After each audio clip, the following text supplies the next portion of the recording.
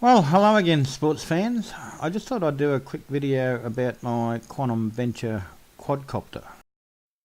I've had it for about 18 months and I don't fly it much, mainly to track down lost models around the airfield. But the last half a dozen times I've taken it up, it's more often than not ended up flying out of control and crashing. I've got a few video clips of some of the more spectacular crashes, but there's been many more instances where it hasn't actually crashed. I've just been forced to land it before it could get itself into too much trouble. It's a pretty tough old bird and usually doesn't sustain too much damage, but I knocked off the rear booms in a crash last week and I've had to do some major repair work, and I thought, well, I might as well try and address this flyaway issue. So I've been haunting the forums relating to the flight controller used in the Venture, and haven't had a lot of luck with the solutions that have been proposed. Most of the solutions actually just involve swapping out the components with a fresh one to see if that fixes them, or going back to the dealer, which really isn't an option for me. I got the thing from Hobby King over 18 months ago, so it's well out of warranty. So the Naza M Lite flight controller has a software interface that allows you to configure it, and I've gone in on multiple occasions and recalibrated the sticks. I've also recalibrated the onboard GPS and compass multiple times, and it seems to work for one or two flights, but then just comes bad again. I tried replacing the compass with a aftermarket version from eBay.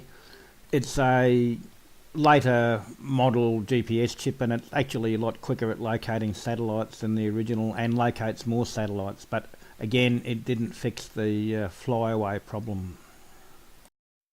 So I've tested the motors individually and they all check out fine, and I've recalibrated the ESCs individually to the throttle limits, so they're working fine as well. The last thing that I can put it down to is the Naza M Lite flight controller itself.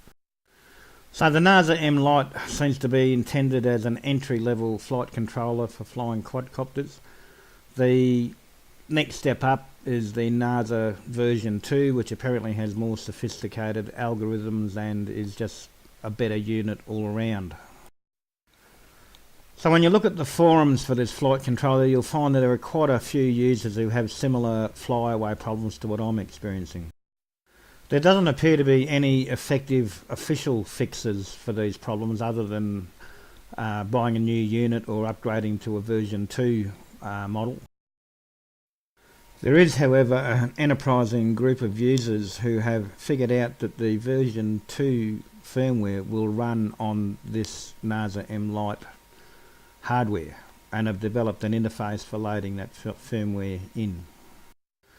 Naturally, this group doesn't provide any guarantees that the firmware upgrade will work, and apparently the DJI people aren't very happy that it's out there, and they've taken some steps to suppress it. But I managed to find it on Google without too much trouble, and given that I was on the verge of throwing my Venture in the bin, I thought I'd give it a go. So once you track down the site, the instructions they give are pretty clear, and everything worked quite smoothly for me. The software loaded up nicely, and you can reverse it if you want to. If you want to go back to the original software, that's not a problem. So you end up with really a Naza version 2 in a Naza M Lite case. The Naza M1 software assistant won't recognise it anymore, so you'll need to load up the version 2 assistant. When you use the V2 assistant, it will offer to upload the latest version of the software, but if you do install the latest version, the controller will no longer work. Anyway, that's what I've done, and what follows is some testing of the Venture after loading the V2 software. So the first thing I noticed was that the motors don't spool up until you give it at least 75% of the throttle, and then it takes off quite quickly straight up.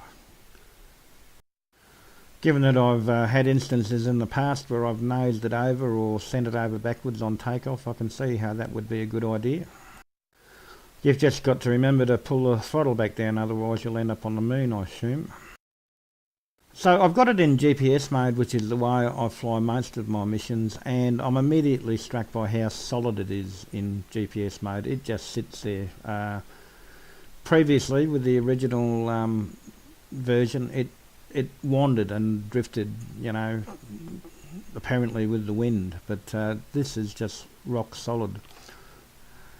So I decided to take it out some distance away and drop it down low and hit the return to home, just to see if that operates as I hope it does. There's probably about 10 kilometres of wind blowing from the west, which is straight in front of where I'm facing. So I'm hovering over a ridge which is probably about 10 metres above my starting position, and I'm just lowering it down near the grass before flipping the return to home switch and seeing what happens. So I'm a little bit nervous, but not too much. I'm comforted by the fact that my new GPS compass has managed to find 16 satellites, so if it can't find its way home with that, it might as well go in the bin. So it takes roughly the same amount of time as the previous version did to figure out where home is, and then climbed to about 20 metres and headed straight back. So when she gets overhead, I start to wish that I'd actually had the foresight to move the Venture a bit further away from the shade cloth area before I powered it up and set the home coordinates. But I figure, what the heck, it's a test, and the way the wind's blowing, if anything's going to happen, it'll probably land on top of the shade cloth rather than do anything significantly damaging. So it has a good long think about what it's going to do before it starts descending, but when it does, it comes down nice and steadily without any real deviation at all. It maintains a level attitude. And she comes down right bang on the spot that it took off from.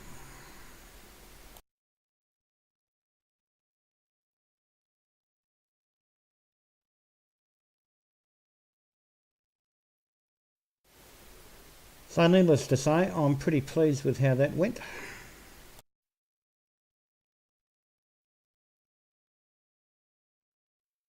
So I wait 3 or 4 minutes before putting it back up again. And in recent times that pretty much guarantees that there'll be a failure on the second half of the flight, so it's with some trepidation that I put it up again in GPS mode, and I decide I'm just going to hover over the strip and do some straight runs up and down and a few turns just to see if it's got any inclination to fly off on its own course at all. So once again I'm struck by how steady it is just hovering in GPS mode. It's really quite different from what I'm used to seeing.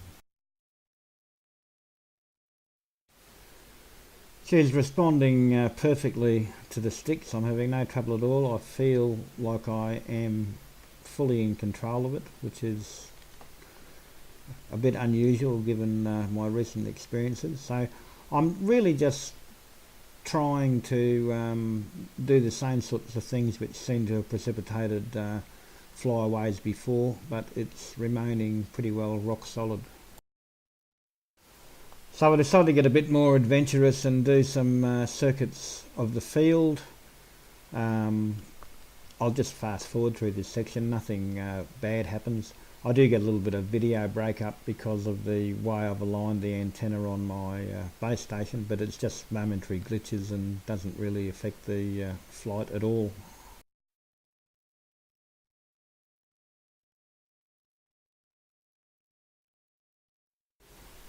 So I come back near the field and have a little bit more hovering practice just to make sure I wasn't imagining it the first time, and decide I might as well test out the attitude mode, which I don't generally use, but I might as well see how it works in the new version. So it seems to be equally steady in attitude mode. I'm having no trouble at all directing it where I want to go.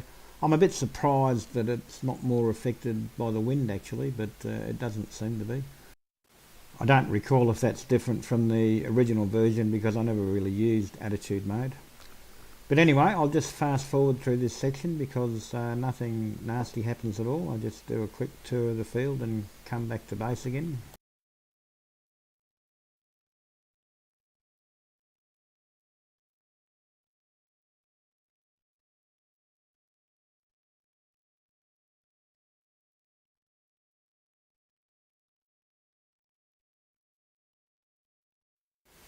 So there is a little bit of drift when you hover in attitude mode, and that is exactly what I would have expected to happen.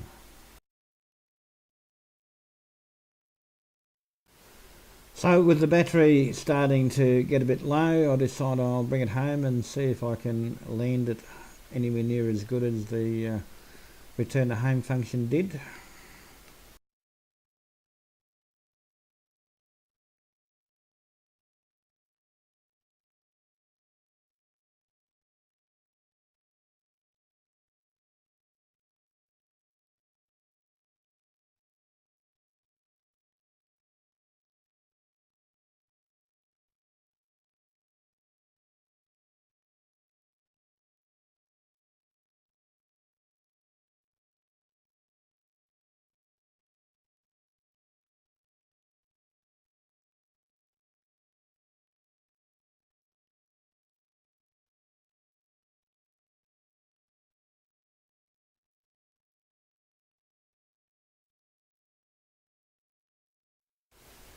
And I'm pretty happy with that. So given that I was on the verge of giving up completely on the venture, I'm pretty happy with the decision to load the updated firmware on the Naza. I've had 3 flights with it without a problem, and as far as I'm concerned it flies better than the original version ever did. I'm not suggesting that everybody goes through this process, but if, like me, you're trying to work with a malfunctioning unit, this is certainly something that you might want to consider trying.